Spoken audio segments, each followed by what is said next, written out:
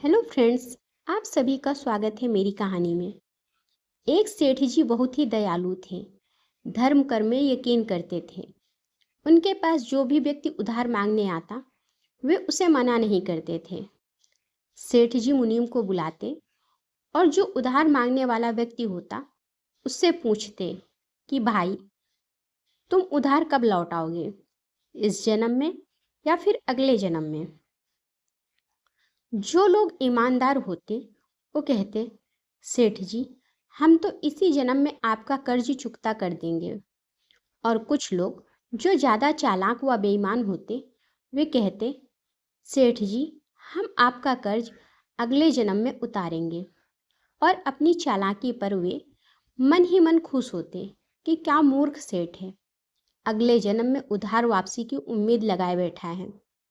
ऐसे लोग मुनीम से पहले ही कह देते कि वो अपना कर्ज अगले जन्म में लौटाएंगे। और मुनीम भी कभी किसी से कुछ पूछता नहीं था।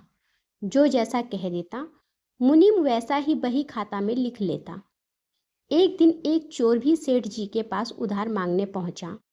उसे भी मालूम था कि सेठ अगले जन्म तक के लिए रकम उधार दे देता है। हालांकि उसका मकसद उधार लेने से अधिक सेठ की तिजोरी को देखना था। चोर ने सेठ से कुछ रुपए उधार मांगे। सेठ ने मुनीम को बुलाकर उधार देने को कहा। मुनीम ने चोर से पूछा, भाई, इस जन्म में लौटाओगे या अगले जन्म में। चोर ने कहा, मुनीम जी, मैं यह रकम अगले जन्म में लौटाऊंगा। मुनीम ने तिजोरी खोलकर पैसे उसे दे दिए। चोर ने भी तिजोरी देख ली और तय कर लिया कि इस मूर्ख सेठ की तिजोरी आज रात में उड़ा दूंगा।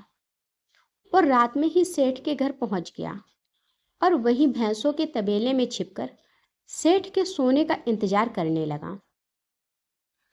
अचानक चोर ने सुना कि भैंसें आपस में बात कर रही हैं और वह चोर भैंसों की भाषा ठीक से समझ पा रहा है।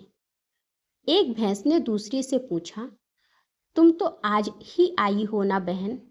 उस भैंस ने जवाब दिया, हाँ, आज ही सेठ के तबेले में आई हूँ। सेठ जी का पिछले जन्म का कर्ज उतारना है। और तुम कब से यहाँ हो? उस भैंस ने पलटकर पूछा। तो पहले वाली भैंस ने बताया, मुझे तो 3 साल हो गए हैं बहन। मैंने सेठ जी से कर्ज लिया था, यह कहकर कि अगले जन्म में लौटाऊंगी। सेठ से उधार लेने के बाद जब मेरी मृत्यु हो गई तो मैं भैंस बन गई और सेठ के तबेले में चली आई। अब दूध देकर उसका कर्ज उतार रही हूँ। जब तक कर्ज की रकम पूरी नहीं हो जाती, तब तक यहीं रहना होगा। चोर ने जब उन भैंसों की बात सुनी तो होश उड़ गए और वहां बंधी भैंसों की ओर देखने लगा। वो समझ गया कि उधार चुकाना ही पड़ता है, चाहे इस जन्म में या फिर अगले जन्म में, उसे चुकाना ही होगा। वह उल्टे पांव सेठ के घर की ओर भागा और जो कर्ज उसने लिया था उसे फटाफट मुनीम को लौटाकर रजिस्टर से अपना नाम कटवा लिया। हम सब इस दुनिया में इसीलिए आते हैं क्योंकि हमें किसी से लेना होता है तो किसी को देना होता है। इस तरह से प्रत्येक को कुछ ना कुछ लेने देने के हिसाब चुकाने होते हैं। इस कर्ज का हिसाब चुकता करने के लिए इस दुनिया में कोई बेटा बनकर आता है तो कोई बेटी बनकर आती है, कोई पिता बनकर आता है तो कोई माँ बनकर आती है, कोई पति बनकर आता है तो कोई पत्नी बनकर आती है, कोई प्रेमी बनकर आता है तो कोई प्रेमिका बनकर आती है, कोई मित्र बनकर आता है तो कोई शत्रु बनकर आता है, कोई पड़ोसी बनकर आता है तो कोई रिश्तेदार बनकर आता है।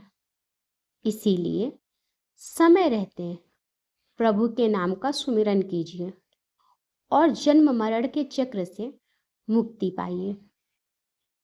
अगर आपको कहानी अच्छी लगी हो तो लाइक करें और मेरे चैनल को सब्सक्राइब करें। धन्यवाद।